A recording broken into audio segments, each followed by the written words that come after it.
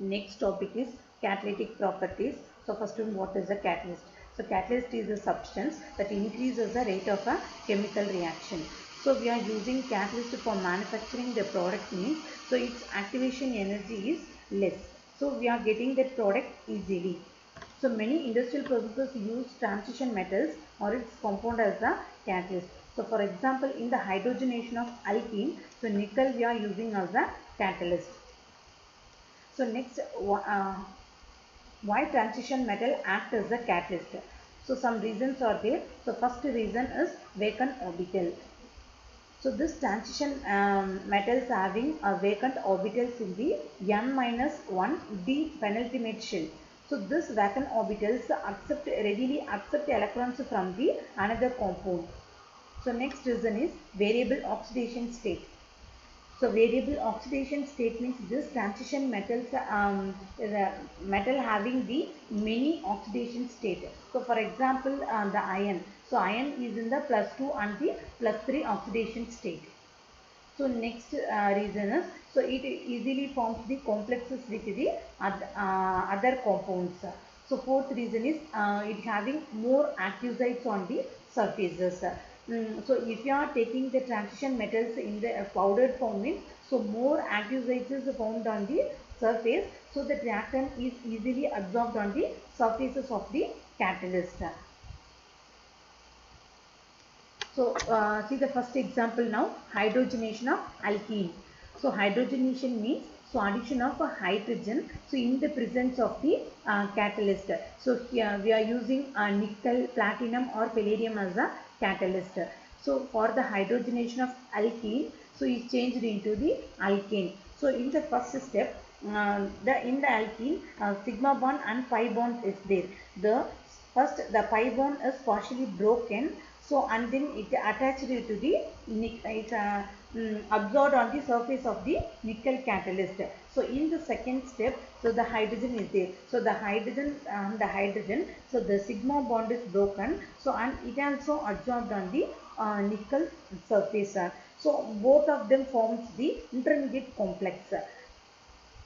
Intermediate complex or the intermediate compound. So that one is the unstable one. So it immediately so broken. So and then it forms the product is formed.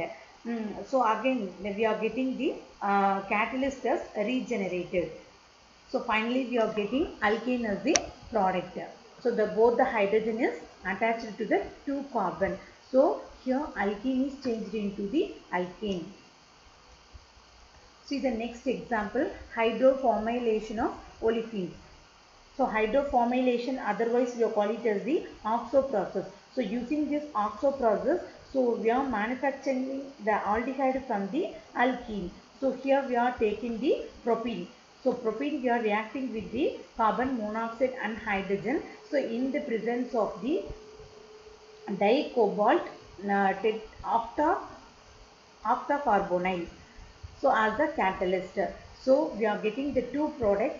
So here hydrogen is added in the terminal, either in the terminal or in the center. This carbon is or in the second carbon. So we are getting the CHO, so the aldehyde. So here propene, the alkene group is changed into the aldehyde group. So we are getting 2 products, butane 1 all, so and then 2 methyl propane 1 all. So here the methyl is so here functional group is which functional group is attached in which carbon.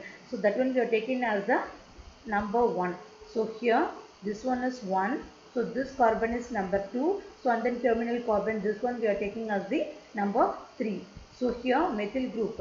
So this methyl group is attached with the second carbon. So we call it as 2 methyl. So 3 carbon is there. Propane. So aldehyde is attached in the first position. So we call it as 1 all. See the next example, preparation of acetic acid from the acetaldehyde. So here we are taking acetaldehyde. So reacts with the carbon monoxide. So in the presence of the rhodium iridium complex, we are getting the acetic acids.